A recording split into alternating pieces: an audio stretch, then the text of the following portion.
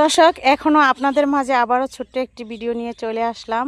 এই তো আপনাদের ভাইয়া আমি মেয়েকে আর কি হলুদ দেওয়ার জন্য উঠলাম।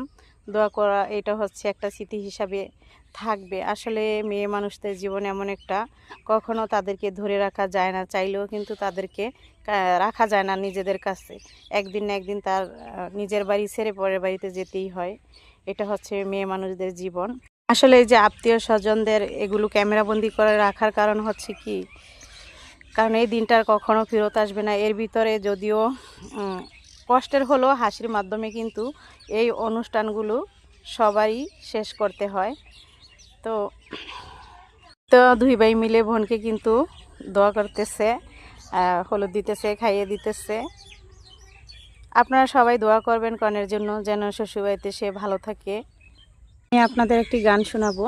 মাইয়া মানুষের এই তো জীবন, পর মানুষে হয় যে আপন, কবুল কইরা স্বামীর ঘরে যাইবি চলিয়া, কান্দিছি না রে বিন্দিয়া, কি আর হবে কান্দিয়া, কবুল কইরা স্বামীর ঘরে যাবি চলিয়া।